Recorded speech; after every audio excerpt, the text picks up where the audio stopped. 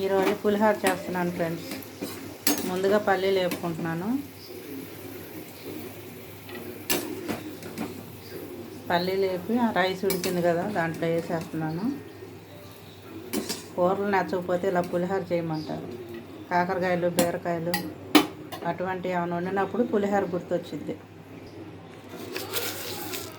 కొద్దిగా తాలింపులు వేసేద్దాం ఫ్రెండ్స్.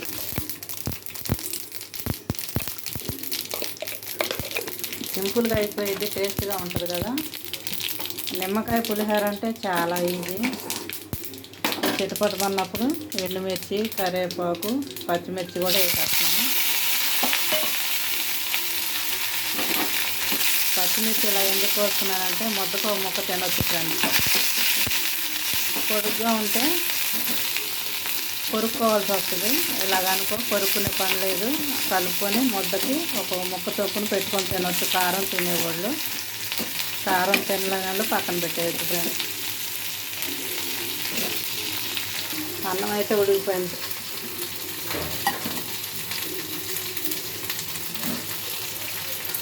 అన్నం వండేసాను. ఇప్పుడు ఈ తాలింపు అంతా వేసుకున్న తర్వాత కొద్దిగా నిమ్మకాయ పులుసు పోసుకొని కరివేపాకు వేసుకొని దీంట్లో కలిపేసుకోవటం ఫ్రెండ్స్. కొంచెం ఉప్పు వేసి అన్నం ఉడికించుకున్నాను. కొంతమంది పసుపు వేసి కూడా ఉడికిస్తారు. నేను అల్యూమినియం గిన్నెలో వండుతున్నాను కాబట్టి ఉప్పు వేసి గిన్నె మొత్తం పసుపుగా అయిపోద్దు. అల్యూమినియంలో వండకూడదు అంటారు కానీ ఇంత మందమే మనం ఎక్కడ పారేసుకుంటాం ఫ్రెండ్స్. ఎప్పుడో ఎండిలాగా ఉంటాయి. అయితే మనం పారేయడానికి మనసు వస్తుంది. అయినా దీంట్లోనే ఉంచితే ప్రాబ్లం, కానీ వండంగానే మనం డిష్ గిన్నెలో తీసేస్తాం కదా.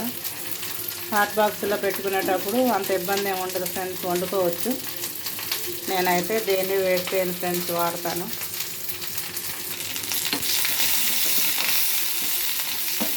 వేగిపోయిన ఫ్రెండ్స్. ఇప్పుడు కొంచెం పసుపు, నిమ్మకాయ నీళ్ళు వేసేసుకుందాం. పసుపు అయితే కొంచెం వేసాను ఫ్రెండ్స్, కలిపేసుకుందాం. ఇప్పుడు నిమ్మకాయ నీళ్ళు పోసేద్దాం. నిమ్మకాయలు ఒక డజను 2 డజనులు తీసుకున్నామంటే ఫ్రెండ్స్, ఇలాగ తీసేసి జ్యూస్ మనం ఒక బాటిల్లో పోసి పెట్టుకున్నామంటే, ఇలాంటి ఎంటీ బాటిళ్ళు చాలా ఉంటాయి కదా, సోడా డ్రింక్ థమ్స్అప్ అలాగ ఉంటాయి కదా. కాయలను బట్టి జ్యూస్ని బట్టి మనం స్టోర్ చేసుకున్నాం అనుకో కాయలు పాడవు ఫ్రెండ్స్. ఎందుకంటే కాయల పరంగా పెడుతుంటే ఏమవుతుందంటే పాడైపోతున్నాయి ఫ్రెండ్స్. చాలాసార్లు అలా పారేయకుండా నేను పారేయలే, బిందులు అవి కడిగేసుకుంటాను. ఇంకా స్టవ్ ఆపేసుకోవాలి ఫ్రెండ్స్. ఎందుకంటే చేతి వచ్చింది అంటారు మరి పెద్దలు, అందుకనే జ్యూస్ పోయంగానే స్టవ్ ఆపేసుకోవాలి. ఇప్పుడు అన్నంలో ట్రాన్స్ఫర్ చేసేసుకొని కలిపేసుకుంటే ఎంతో రుచికరమైన లెమన్ రైస్ రెడీ ఫ్రెండ్స్.